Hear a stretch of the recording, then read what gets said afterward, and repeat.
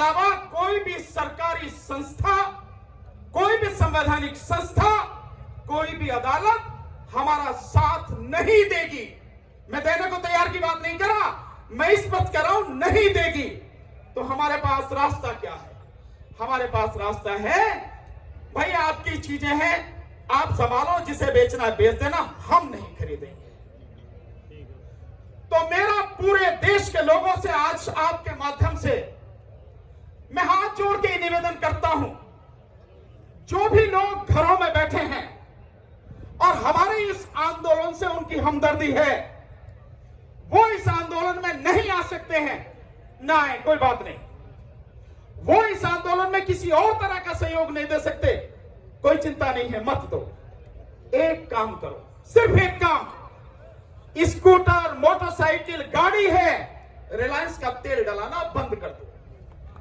अगर आपके पास में कोई भी सामान आपको लेने जाना है, रिलायंस के जितने भी डिजिटल स्टोर हैं, स्मार्ट स्टोर हैं, जो भी हैं, मान लो ये है ही नहीं इस देश में, हम जानते ही नहीं है, कुछ भी हो जाए हम इनसे एक भी सामान नहीं खरीदेंगे। ये इसलिए मैं आपको बता रहा हूं, ये कौन लोग हैं? ये वो लोग हैं जो हमारे पैसे से अमीर बनके आज हम ही को गुलाम बनाने की सारी साजिशें रच रहे हैं। इसलिए हम किसी हालत में इनका सामान नहीं खरीदेंगे। अडानी का फॉर्चून तेल डालते ना, फॉर्चून तेल, जिसमें सोयाबीन का भी तेल है, सरसों का भी तेल है, जिसमें आपका और जो तरह के तिलहन है वो भी तेल है, मूंगफली का तेल है, ये सारे के सारे अडानी के जितने प्रोडक्ट हैं, जो सिंगापुर की एक कंपनी के साथ में इन्होंने समझौता करके इस देश में बेच रहे हैं, एक भी व्यक्ति इनके स्टोर से वो फॉर्चून का तेल खरीदने नहीं जाए। जितने भी लोग बैठे हैं, मेरा सबसे ये निवेदन है, ये तो कर ही सकते हो ना।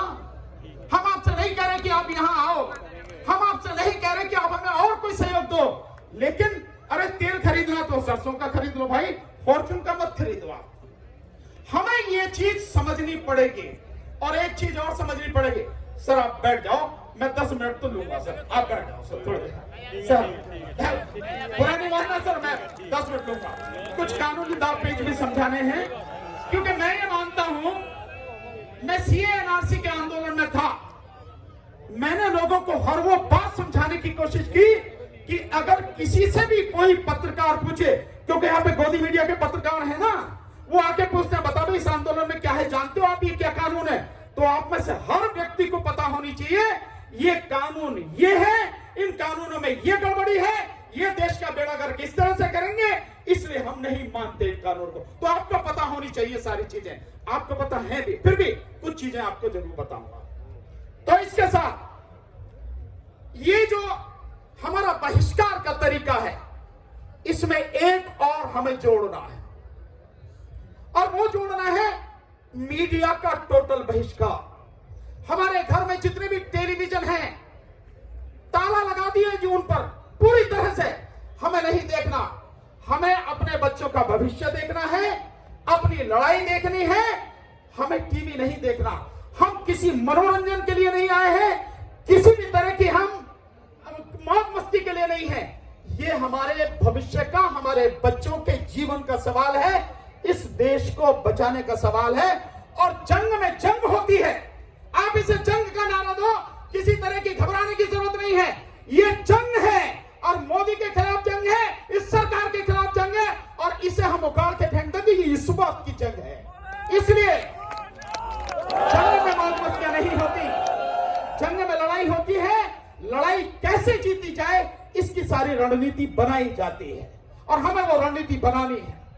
मैं एक चीज आपके सामने रखूंगा, ये दो लोग मैंने बताया, अंबानी और अडानी, इनके जितने भी हैं आप जानते हैं प्रोडक्ट। साथ में जियो जो है आप जानते हैं, बहुत बड़ी साजिश है। इस जियो के लिए प्रधानमंत्री खुद प्रचार करते हैं। आपको देखने से नहीं लगता कि देश का, भारत का प्रधानमंत्री 130 करोड़ आबादी का, और एक बिजनेसमैन उसके कंधे पे यूं हाथ रख के चलता है, यूं रख के चलता है।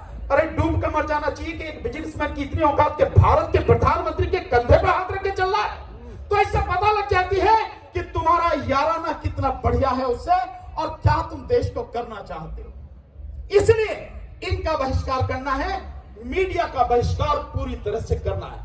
हमारी जेब से पैसे जाते हैं, वो जो महीने का हम रिचार्ज कराते हैं टेलीविजन, वो हमारे पैसे हैं, हमारे बच्चों के पैसे हैं, और उसी टेलीविजन के माध्यम से मोदी का प्रचार होता है, बीजेपी का प्रचार होता है, अंबानी और अडानी और इस देश को बर्बाद करने का प्रचार होता है। तो कम से कम वो प्रचार हमारे घरों तक ना पहुंचे, वो प्रचार हमारे घरों में पहुंच के हमारे बच्चों को, हमारे लोगों को बर्बाद ना करे, उनके दिमाग को दूसरी तरफ ना ले जाए। ये काम तो हम कर ही सकते हैं ना। अगर हमने अपने टीवी ही रिचार्ज कराने बंद कर दिए, आप मान लीजिए कई हजार करोड़ का नुकसान अंबानी और अडानी को हो जाएगा, क्योंकि इस देश के आज की तारीख में 60% जो न्यूज चैनल्स हैं, टीवी चैनल्स हैं, उनमें अंबानी का पैसा लगा हुआ है। आप इस बात को समझिए, केवल देखना वो मामूली बात नहीं है, अंबानी का पैसा है, और वो इस देश को बर्बाद करने वाला एक व्यक्ति है, उसको रोकना है हमें। दूसरी बात, साथियों, ये जो अभी प्रस्ताव आए, जो सरकार ने भेजे 20 पेज के, इस प्रस्ताव में आपने देखा है जो शुरू में है, जो हेडिंग है, मेरे वकील साथी हैं वो इस बात को समझेंगे, उसमें केवल 2 कानूनों का जिक्र है, जो एक तो एग्रीमेंट वाला कानून है और दूसरा जो मंदी वाला कानून है, बस केवल इनका जिक्र है। उसमें कहीं भी इसेंशियल कमोडिटीज एक्ट यानी कि आवश्यक वस्तु अधिनियम, उसका कोई जिक्र नहीं है। सरकार समझौता नहीं दे रही है, सरकार कह रही है, दुनिया को बता रही है मीडिया के माध्यम से कि हम लोग समझौता करने को तैयार हैं और इनकी मांगे मानने को तैयार हैं, इसमें संशोधन चाहते हैं। हालांकि हम संशोधन की बात ही नहीं कर रहे, हम तो कानून वापस लेने की बात कर रहे हैं। फिर भी जो आप समझौते के लिए जो भेज रहे हैं, प्रस्ताव भेज रहे हैं, उसमें तो आपकी नीयत साफ होनी चाहिए, उसमें तो बेईमानी नहीं होनी चाहिए। तो आपने एक कानून इसेंशियल कमोडिटीज एक्ट उसमें रखा ही नहीं है, और हम तीनों कानून खत्म करने की बात कर रहे हैं। और इसेंशियल कमोडिटीज एक्ट से आप थोड़ा समझे, केवल आप नहीं, इस देश के जितने भी लोग हैं, अकेला वही कानून जो संशोधन सरकार ने किया है, इस देश को पूरी तरह से तबाह करने के लिए काफी है, केवल वही कानून, और आपने उसी को इसमें रखा नहीं। और उसका असर हमारे अलावा, किसान के अलावा और जनता पर कितना पड़ेगा, इसको आप 1 मिनट में समझाता हूं।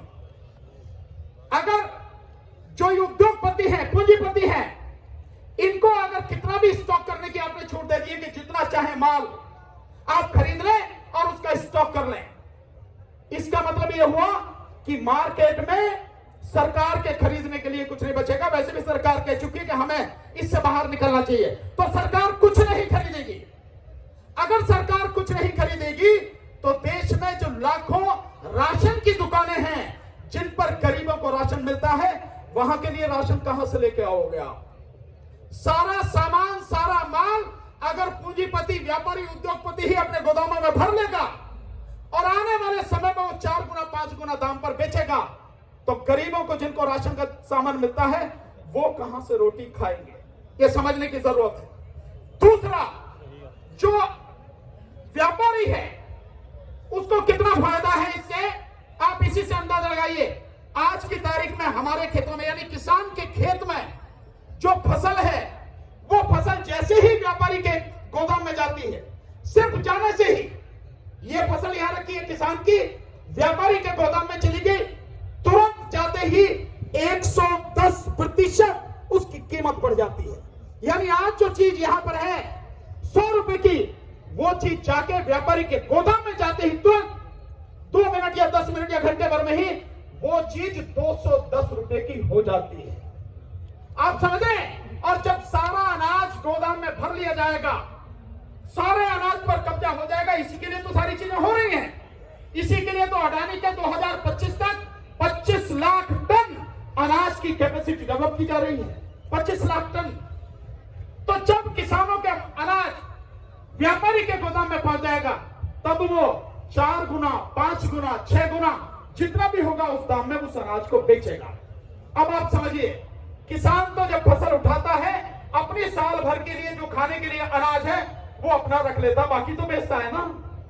लेकिन जो लोग मध्यम वर्ग के लोग हैं, विशेषकर तो वो लोग जो नौकरी करते हैं, वो लोग गरीब लोग, क्या वो 4 गुना 5 गुना दाम में अनाज खरीदेंगे?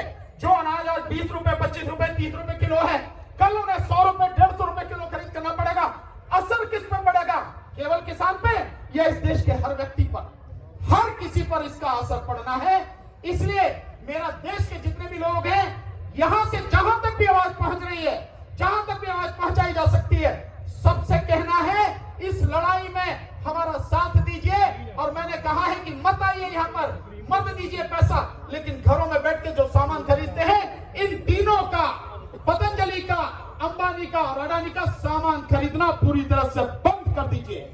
दूसरी बात, इस प्रस्ताव में एक बात तो सरकार ने कही पहले ही, उसमें इसके बाद अपनी बात खत्म करूंगा। और प्रस्ताव में उसने बात कही कि ये कानून पूरी तरह से संवैधानिक है, यानी संविधान ने उनको अधिकार दिया है, इसलिए सरकार ने ये कानून बनाए हैं।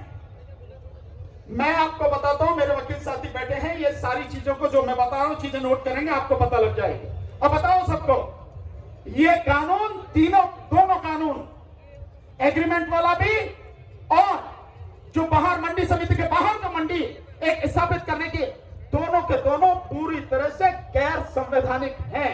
संवैधानिक का मतलब यह है, अगर संविधान ने कोई कानून बनाने की आपको ताकत दी है, आपको अधिकार दिया है, तो ही आप बनाएंगे। अगर कोई अधिकारी आपके पास नहीं है तो कैसे बनाएंगे आप? पहले तो अधिकार होना चाहिए ना सरकार के पास। तो इन दोनों कानूनों को बनाने का अधिकार सरकार के पास नहीं है। कैसे नहीं है?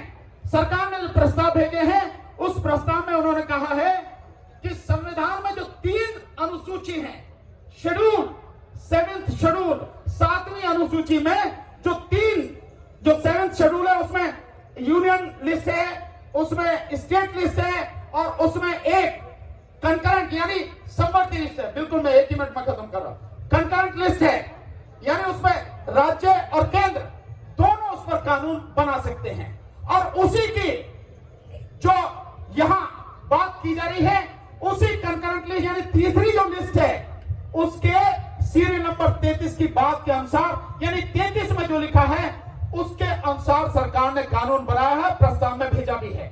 लेकिन उसमें कहीं भी एग्रीकल्चर यानी कि कृषि नहीं है, उसमें कहीं भी मंडी समिति की बात नहीं है। जो आप ये बना रहे हैं, तो जो आप कह रहे हैं आपको अधिकार नहीं है। ये दोनों के दोनों विषय, यानी मंडी समिति की तरह अगर कोई आप बात स्थापित करते हैं, कोई भी बात कानून का रूप जिसे देते हैं, वो राज्य का अधिकार है, केंद्र का अधिकार नहीं है। ठीक इसी तरह से जो खेती है, कृषि है, ये राज्य का अधिकार है, आपका नहीं है। जो दूसरी सूची है, यानी राज्य की सूची, उसमें 14 नंबर पर कृषि और 28 नंबर पर मार्केटिंग, यानी जो कृषि उपज है उसकी मार्केटिंग, ये उस लिस्ट में है, इसलिए आपको कोई अधिकार नहीं है। तो सरकार ने, मोदी जी ने जो काम किया है, पूरी तरह से गैर संवैधानिक काम किया है और गैर कानूनी काम किया है। और मोदी जी, आप चाहे जो कर लो, आपको पता लग गई है। मैं आपको एक बधाई देना चाहता हूं, आपने मोदी जी की नींद हराम कर दी। पता कैसे? जहां भी बेचारे जाते हैं, जगह जगह जा रहे हैं, जिस भी मीटिंग में जाते हैं, आप ही की बात करते हैं, कुछ और है ही बेचारों के पास। जहां जाए, पिछले 16 दिनों में 9 मीटिंग कर चुके हैं और किसानों के अलावा किसी बात पर बात नहीं करते। मंत्री भी मिलाकर टोटल 102 मीटिंग कर चुके हैं, लेकिन किसानों के अलावा और कोई बात नहीं है। तो आपने नींद हराम कर दी। बहुत बहुत बधाई आपको। और इन सारी चीजों को ध्यान रखो, हम लोग हमेशा आपके साथ हैं, पूरी ताकत से साथ हैं। और इस बार इस सरकार को उखाड़ के फेंकने की बात है। मैं एक बात कहूंगा, इस देश में दिक्कत कानून नहीं है, ये कानून तो वापस हो जाए। इस देश में जो सबसे बड़ी दिक्कत है और सबसे बड़ी बीमारी अगर है, कोरोना से भी बड़ी बीमारी अगर कोई है, तो वो है मोदी सरकार। इस मोदी सरकार को उखाड़ के फेंकना हम सबकी जिम्मेदारी होनी चाहिए, हम सबका उद्देश्य होना चाहिए। आपने मुझे समय दिया, सम्मान दिया, बहुत बहुत शुक्रिया। हमेशा आपके साथ रहेंगे, आपके बीच रहेंगे और पूरी ताकत से आपकी लड़ाई लगते रहेंगे।